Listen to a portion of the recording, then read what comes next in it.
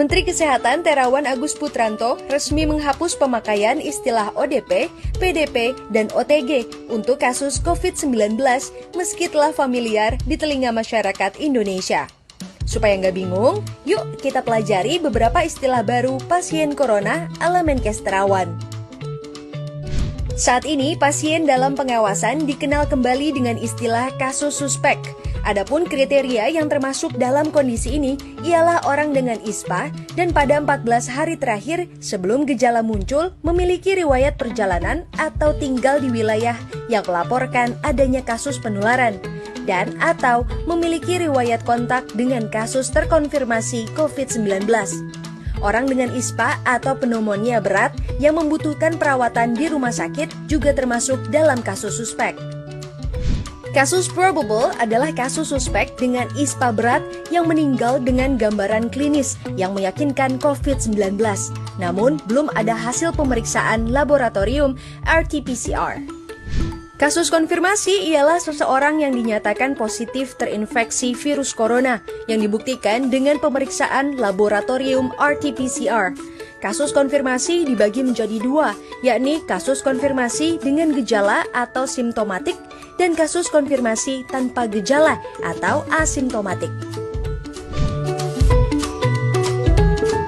Setiap orang yang memiliki riwayat kontak dengan kasus probable atau konfirmasi COVID-19 masuk dalam kategori kontak erat.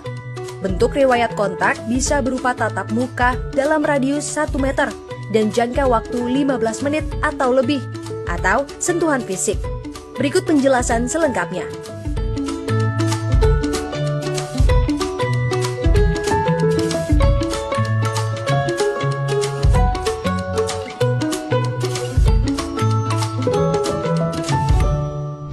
Selanjutnya ialah discredited, yakni istilah untuk menyebut pasien sembuh.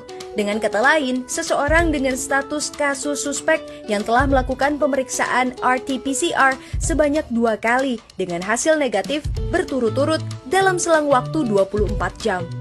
Atau seseorang dengan status kontak erat yang telah menyelesaikan masa karantina 14 hari. Yang terakhir adalah pelaku perjalanan, yakni seseorang yang melakukan perjalanan dari dalam negeri atau domestik maupun luar negeri pada 14 hari terakhir. Itu dia beberapa istilah baru yang telah ditetapkan Menkes Terawan untuk membedakan status pasien corona saat ini. Jika kamu atau orang terdekat termasuk ke dalam salah satunya, jangan ragu ya untuk segera mencari pertolongan medis.